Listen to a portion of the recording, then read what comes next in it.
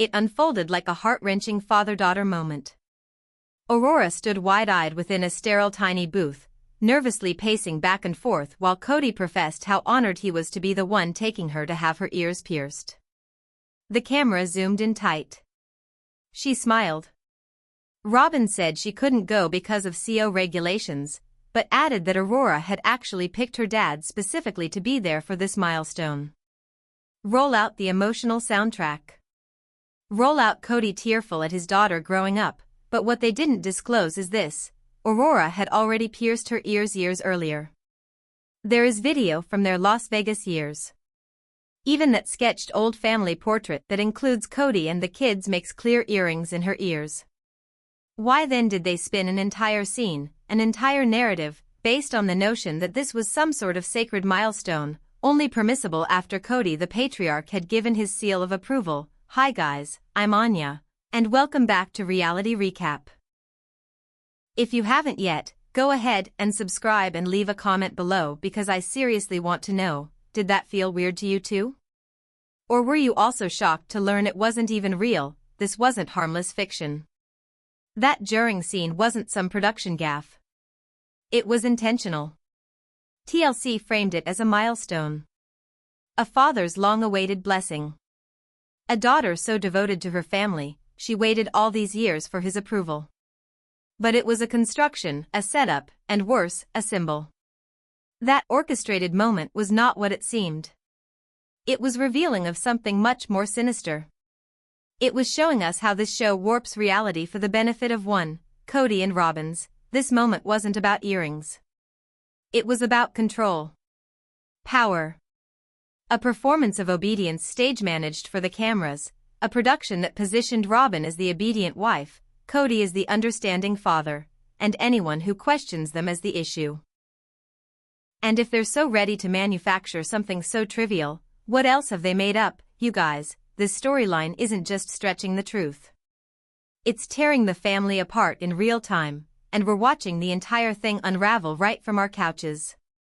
And believe me, the way Kody performs grief on screen isn't just awkward, it's downright theatrical. We'll get to that. But it all began with this tiny, sparkly lie. If you've been watching Sister Wives since Vegas times, this wasn't déjà vu, it was actually a rerun, repackaged to appear new. Go back and watch those early episodes, or even just scroll through screenshots of the time. Aurora's obviously visible sporting earrings in several scenes, whether for group family photos or relaxed encounters. It wasn't concealed. There's dated visual evidence her ears were pierced years ago, before this milestone was supposedly captured on film. So why did TLC produce this narrative? One in which Aurora allegedly waited for years for Kody's go-ahead, and now, during pandemic precautions, only got her ears pierced? Because it wasn't about the earrings.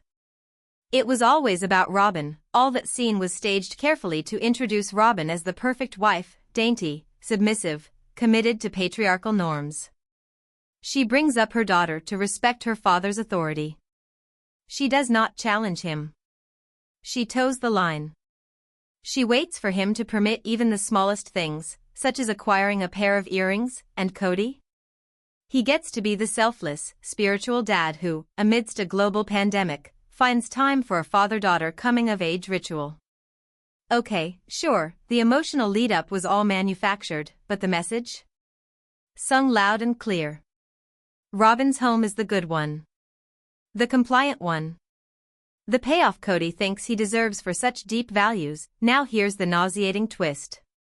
This is the same Kody who spent decades criticizing his other wives for doing the exact same things. Meri, his initial wife, was not pierced when he wed her. Kody once told her she was pure and modest, untainted by secular trends. Janelle wore piercings before coming into the family, but discreetly dropped the jewelry after the marriage, not because she evolved in her relationship with God, but because it was easier. Christine came from 2 piercings when Kody met her. But late into the marriage, she also dropped earrings. These women sacrificed parts of themselves to fit an ideal Kody once approved of. No earrings. No makeup. Modesty first and foremost, but when Robyn came along and comfortably violated every one of those guidelines with fitted clothes, thick makeup, and yes, earrings, Kody didn't resist. He adjusted. What was once decried became spiritual, but only if Robyn did it, and that's not merely hypocrisy. That was the show remaking the rules before our very eyes, elevating one woman and quietly discarding the others. It was deliberate, and to a great extent, it succeeded. When Robyn initially joined the Brown family, she seemed to obey the rules, at least superficially. She knew what role she had to play: quiet, respectful, modest. She dressed modestly, kept her makeup natural, and even went so far as to give up earrings for a time. Lots of fans will remember just how much Kody would make an issue of modesty being a cornerstone of their religion, how the wives were supposed to live modestly as a demonstration of their spiritual lives. Robyn played to that persona on screen. She was the new wife who appeared to honor the way of life. She was not flashy. She was not outspoken. By all means, she was obedient. But it did not last. Robyn gradually or eventually transformed over time. Her style improved. The eyeliner became more prominent. The dresses fitted more tightly. Earrings reappeared, slowly at first, then as a norm. The family had eventually relocated to Flagstaff before it became even more apparent Robyn wasn't merely dressing differently. She was comporting herself with more polish and assurance, as if a first wife rather than the newest member. Kody's rigid standards about looks? They seemed to disappear. He didn't bend those rules for Meri or Christine for years. But with Robyn, she strolled right across those expectations, and instead of rebelling, Kody rewrote the story itself. All of a sudden, earrings were no longer a bending of values. Robyn wasn't bending the rules, she was the only person who really got him. That sort of rulemaking on a whim doesn't just affect the wives, it rewrites how the children perceive their own family. When girls mature observing their mothers compacting themselves in order to please their father, and one woman achieves power by keeping her head down, playing the long game, and staying out of conflict, what do they learn? About power? Femininity? They are worthy. Aurora's pretend ear-piercing tale wasn't a small fib. It was an exploitative lesson in disguise as a heartwarming moment. It communicated to viewers, this daughter waited. She honored her father's authority. And it paid off, but not all of the children in this household were brought up with that same script. Christine's daughters were allowed to be more outspoken. Janelle brought up her children with autonomy in mind. And Meri, flawed as she is, never forced her daughter to ask Kody's permission on matters of choice. But Robyn's house? That's the one TLC decided to show us as the right role model. The understated fashion changes, the slow glamorizing, the return of earrings, none of it was coincidental. It was all a part of a deliberate image makeover, one that enabled Robyn to associate with power yet continue to come across as soft-spoken and demure. And it worked. Robyn became Kody's emotional grounding. The kids picked up on it. The wives did too.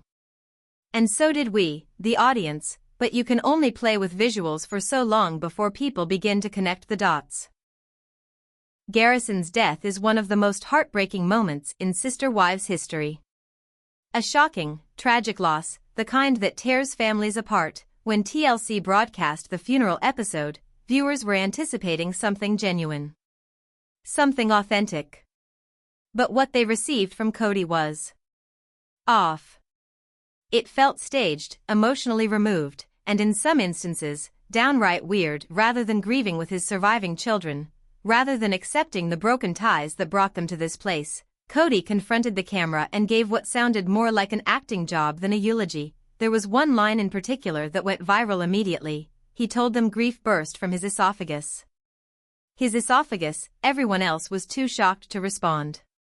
It was like something out of a rejected movie script, not what an anguished father would utter alongside his son's coffin. Yes, grief is not the same for all. There is, however, a distinction between public spectacle and private mourning. Kody did not appear to be a man devastated by the loss of his child. He appeared to be a man performing sadness on camera, with metaphors, overblown expressions, and practiced lines. The rest of the family, on the other hand, sat silently, bare, in pain, and authentic. And let's not forget, Kody had become estranged from Garrison over the past few years. Their relationship suffered during the CO era. Kody laid down strict rules. Garrison pushed back. It fostered a rift. Instead of meeting his son halfway, Kody accused him and kept his distance, and several episodes, he hardly spoke about Garrison, sometimes even suggesting that his boys were disrespectful hotheads. So seeing Kody steal the spotlight at the funeral, playing the damaged dad, was different. Only months later, he couldn't be bothered to bond with his sons, unless Robyn was involved in a way. His children noticed. His wives noticed. And so did we. Compare that to what we saw from Gwen, weeping uncontrollably. Or from Christine and Janelle, broken, exposed, but there was no acting in their mourning, only stark grief.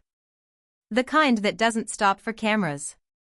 You could see it in the way they sat, in the quiet between them, in the way they grasped for each other, because the man who should have had that pain to share with them was emotionally unavailable. Then Kody served up the fantasy. That odd speech in which he said Garrison came to him and instructed him to end playing sorrowful music. It was empty, nearly repulsive. As though he used fantasy to avoid genuine pain, and at what was supposed to be a holy moment, a funeral, Kody again made it about himself. The tale wasn't about Garrison's life or death. It was about how Kody felt. Audiences responded with lightning speed. Reddit exploded. TikToks fell by the hundreds.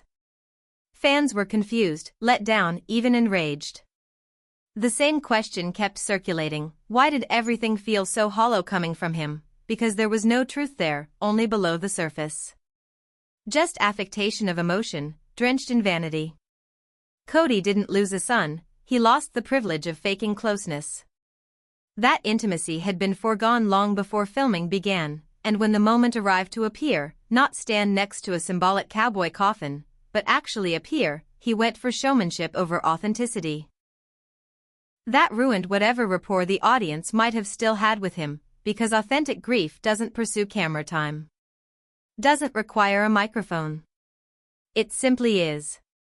And Kody didn't. By the time the tell-all came around, something was definitely different.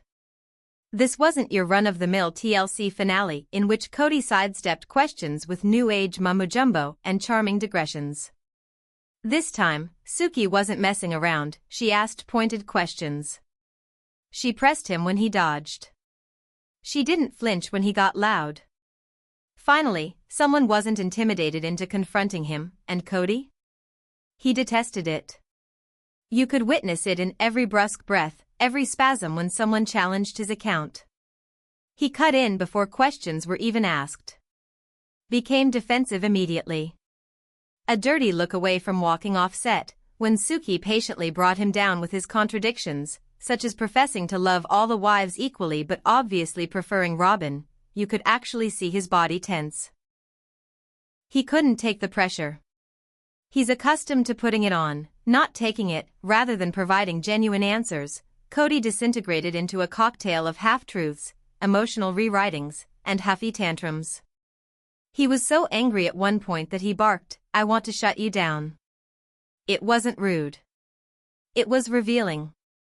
It revealed everything about how Kody deals with women who are in power.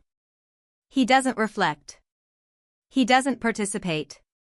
He shuts down. He postures. He attacks, while Robyn remained trapped in her typical pattern, talking circles, weeping no tears, never quite expressing anything. When specifically questioned regarding Kody's destroyed relationships with the wives or the boys, she drifted into general sorrow, always speaking around the issue, never through it. By this point, it's not just passive, it's deliberate. She is aware of keeping quiet-spoken means TLC won't question her. That has been the tradition for years, but fans? They've had enough. They've been loud with one request. Bring in a male host, not to stir more drama, but because Kody changes when he's confronted by a man he views as strong or commanding. We've seen it. He either becomes overly agreeable or slides into some awkward bro mode, what he will not do is bully. He defers to male authority in a manner he hardly ever accords to the women in his life, including the host. To place a figure like that before him, and perhaps, just perhaps, the truth would finally penetrate. Because right now, Kody and Robyn are going through the motions on the tell-all like just another PR spectacle, but the instant someone pushes and refuses to let go, you can see it. The cracks reveal themselves. He ceases to respond. He becomes agitated. The act falls apart, and perhaps, at last, that's what the audience is owed, not another retelling of their fantasy. But the truth hiding beneath it, this show once represented something. A family, messy, broken, complex, but striving to live out an ideal. Plural love, shared spirituality, collaboration, that was the promise of Sister Wives. Now it's just ash. All the heat that the show previously had is now stripped. All that remains is a carcass of scripted moments, contract requirements, and whatever footage TLC can scavenge from cringeworthy family gatherings. The marriages? Finito. The parenting dynamic? Shattered beyond recognition. Most of Kody's relationships with the children are tense, or severed entirely. Holidays aren't celebrated together. Birthdays go unacknowledged. The emotional glue that once held the Browns together, Christine's kindness, Janelle's stability, even Meri's once unshakable loyalty, is gone, and maybe worst of all? There's no attempt from Kody or Robyn to bring it back. They've doubled down on isolation. Built walls taller than ever. See what's fueling the new plotlines: court documents, battles over property, child support wars. Christine pulled Kody into court over what he owed her after leaving their marriage. Janelle made it clear as day, Kody won't see a penny from the sale of her house and Meri. After years of emotional abandonment, she finally cut ties. The big brown house dream? It's shattered. The children aren't shooting anymore. They don't want to be a part of the narrative. And who can blame them? What was once disorganized but united has dissolved into a sad series of confessional sessions where Kody declares he's done trying, and Robyn holds on to her delusion of porch conversations with women who don't even text back. This is not a family anymore. It's aftermath. We're watching everyone quietly gather up the pieces they care to keep and walk away, and TLC keeps rolling the cameras. Not because there's a story left, but because it still gets views. It's not love. It's just content flat, hollow, and the terrifying part? That might be enough to keep the show going, even though there's nothing genuine left behind the lens. Robyn whispered it under her breath, as if it wouldn't count. But it hit like a ton of bricks. When Suki pressed her on whether she still had faith in polygamy, Robyn answered, "If I had some sort of guarantee," and that was the moment everything made sense. She doesn't want sisterhood. She doesn't want shared responsibility. She wants control. She wants certainty. She wants a system where she remains the legal wife, the emotional favorite, the only one Kody ever shows up for. It's not plural marriage. That's ownership. Let that sink in. A guarantee, a design based on faith, fluidity, and effort shared. Robyn desires a locked-in role. No competition. No risk. She observed the other wives sacrifice, compromise, suffer heartbreak, and while they were busy doing all that, she constructed a safety net. Now that the family is in shambles and she's the only one left standing, she wants them back, but only on her terms. What she's demanding isn't trust. It's a contract. Stay on the porch, ladies. But let her maintain power. Let your children take a back seat. Let your needs stay silent to as long as Kody remains loyal to only her, and nobody pushes her out, then fine, she's open to plural marriage, but it is no longer plural. There is no unity.